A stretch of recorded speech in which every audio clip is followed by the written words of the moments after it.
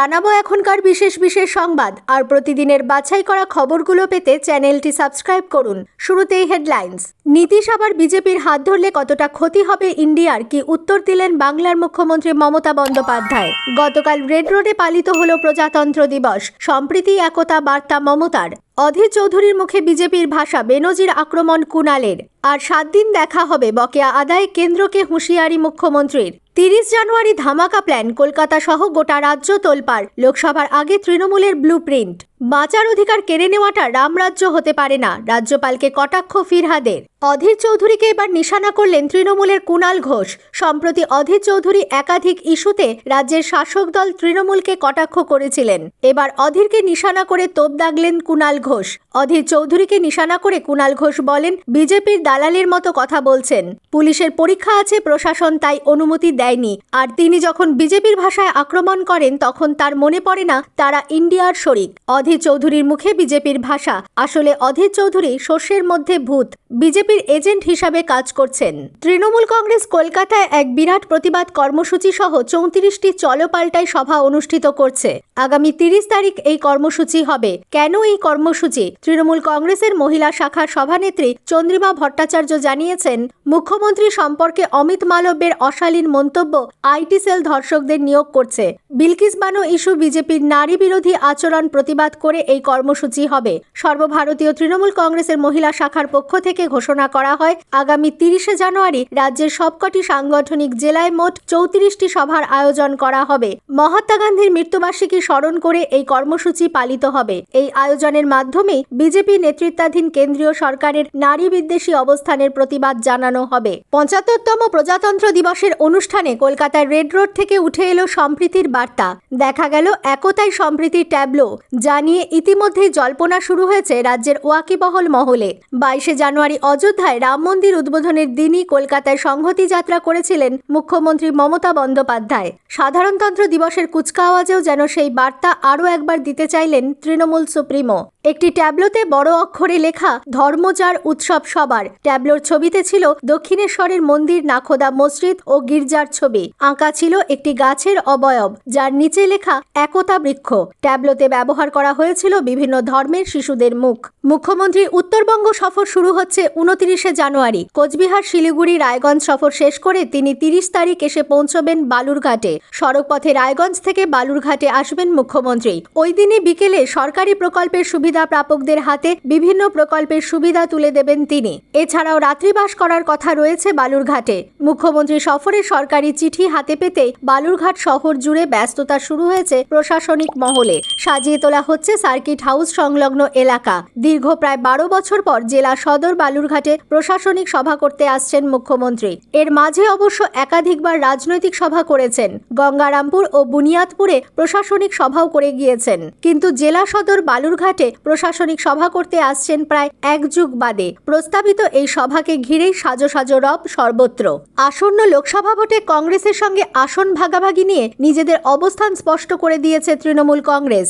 ঘাসফুল শিবির সূত্রে জানানো হয়েছে, প্রদেশ কংগ্রেস সভাপতি অধীর রঞ্জন চৌধুরীর ব্যবহারে তারা অসন্তুষ্ট। তার তৃণমূল সুপ্রিমোকে একের পর এক আক্রমণ সীমা ছাড়িয়েছে।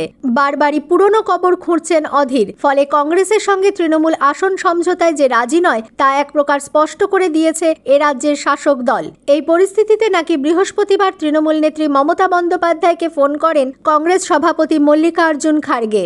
জমির মিউটেশনের জন্য বিপুল টাকা চাওয়ার অভিযোগ উঠল খড়দহ পুরসভার প্রাক্তন চেয়ারম্যানের বিরুদ্ধে। টাকার অঙ্ক শুনে বিস্ময় প্রকাশ করলেন কলকাতা হাইকোর্টের বিচারপতি। উপযুক্ত তদন্ত করে পদক্ষেপের নির্দেশও দেওয়া হয়েছে। অভিযোগ, খড়দহ পুরসভার প্রাক্তন চেয়ারম্যান জমির মিউটেশন বাবদ একটি সংস্থার কাছ থেকে মোট 19 লক্ষ টাকা দাবি করেছিলেন। সেই মর্মে নোটিশও দেওয়া হয় সংস্থাটিকে, যা চ্যালেঞ্জ করে তারা হাইকোর্টের দ্বারস্থ হয়।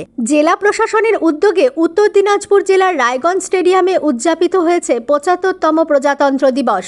সেখানে মেয়াদ উত্তীর্ণ টিফিন দেওয়ার অভিযোগকে কেন্দ্র করে ছড়ায় চাঞ্চল্য। এদিন সরকারি অনুষ্ঠানে প্যারেড ও সাংস্কৃতিক অনুষ্ঠানে অংশগ্রহণকারী পড়ুয়াদের হাতে টিফিনের প্যাকেট তুলে দেন প্রশাসনের কর্তারা। একটি দুটো নয়, শয়ে শয়ে। প্রত্যেক প্যাকেটের মধ্যেই ছিল মেয়াদ উত্তীর্ণ কেক ও খাবার। জেলা শাসক, পুলিশ সুপার সহ জেলার সর্বোচ্চ কর্তাদের উপস্থিতিতে এহেন অব্যবস্থা নিয়ে উঠল প্রশ্ন। অনুষ্ঠানে অংশ নেওয়া প্রতিটি ছাত্রছাত্রীকে দেওয়া হয় টিফিনের প্যাকেট। সেই প্যাকেট দেওয়া হয় সাংবাদিকদেরও। সেখানেই একজন দেখেন তাঁকে দেওয়া প্যাকেটের পেছনে এক্সপায়ারি ডেট পেরিয়ে গিয়েছে। তিনি তখন বাকিদের প্যাকেটও দেখেন। এরপরই বিষয়টি নিয়ে শোরগোল শুরু হয়। অনুষ্ঠানে সকলকে যে টিফিনের প্যাকেটগুলো দেওয়া হয়েছে সেগুলো সবই মেয়াদ উত্তীর্ণ। তার সঙ্গে বৈঠকের পরেই দেশের বিজেপি বিরোধী সব দলকে নিজের বাসভবনে একসঙ্গে বসার ডাক দিয়েছিলেন বিহারের মুখ্যমন্ত্রী নীতিশ কুমার। সেই মমতা বন্দ্যোপাধ্যায় এখন মনে করছেন নীতিশ ইন্ডিয়া ছেড়ে গেলে জোটের ক্ষতি তো হবেই না, উল্টে লাভ হবে। শনিবার এক প্রশ্নের উত্তরে বাংলার মুখ্যমন্ত্রী জানান, নীতিশ ছেড়ে চলে গেলে ইন্ডিয়ার পক্ষে তা ভালোই হবে। মমতা মনে করেন নীতিশ বিহারের জনতার চোখে অপ্রিয় হয়ে পড়েছেন। বেরিয়ে গেলে তেজস্বীদের কাজ করতে সুবিধা হবে। তৃণমূল নেতা খুনের মামলায় সিপিএমের প্রাক্তন বিধায়ক মনোরঞ্জন পাত্রকে জামিন দিল Kolkata high court. Bidhannagar MP MLA আদালত তাঁকে দোষী সাব্যস্ত করেছিল। ওই নির্দেশকে চ্যালেঞ্জ করে উচ্চ আদালতের দ্বারস্থ হয়েছিলেন বাঁকুড়ার তালডাংরার 3 বারের বিধায়ক। বৃহস্পতিবার বিচারপতি জয়মাল্য বাগচি এবং বিচারপতি অজয় কুমার গুপ্তের ডিভিশন বেঞ্চ জানায়, আপাতত জামিনে মুক্ত দেওয়া হচ্ছে মনোরঞ্জনকে। তবে তার বিরুদ্ধে যে সাজা ঘোষণা হয়েছিল তাতে এখনই হস্তক্ষেপ করতে ইচ্ছুক নন বিচারপতি। পরে সেই বিষয়ে শুনানি হবে বলে জানিয়েছে আদালত। আর 7 দিন দেখা হবে। বকেয়া নিয়ে এবার কেন্দ্রকে চরম হুঁশিয়ারি দিলেন মুখ্যমন্ত্রী। বললেন 100 দিনের টাকা না ছাড়লে বৃহত্তর আন্দোলনে যাবে তৃণমূল। ঘটনাটি ঠিক কি প্রতিবারই হয়, এবছরও হলো।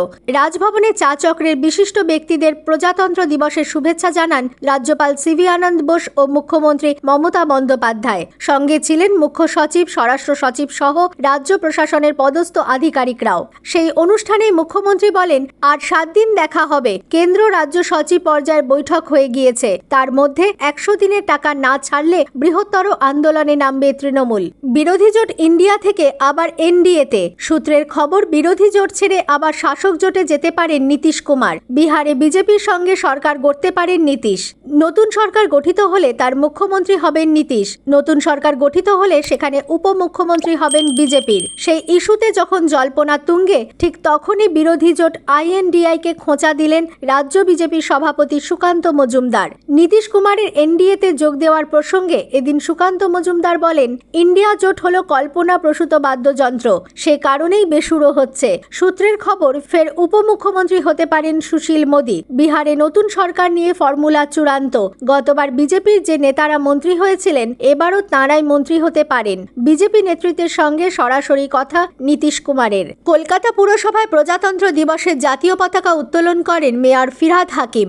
সঙ্গে ছিলেন স্ত্রী ইসমাত হাকিম ও মেয়ে প্রিয়দর্শিনী হাকিম। ছিলেন কলকাতা পুরসভার কমিশনার বিনোদ কুমার সহ পুরসভার অন্যান্য আধিকারিকরা। এদিন সংবাদ মাধ্যমের মুখোমুখি হয়ে নীতিশ কুমার এর বিজেপি জল্পনা প্রসঙ্গে এদিন ফিরহাদ বলেন, জল্পনা সংবাদ মাধ্যমে তৈরি হয়, সুতরাং এগুলো নিয়ে আলোচনা করার দরকারও নেই, আলোচনার প্রয়োজনও নেই। জল্পনা হচ্ছে আর আমি বলে দিলাম এটা হয় না।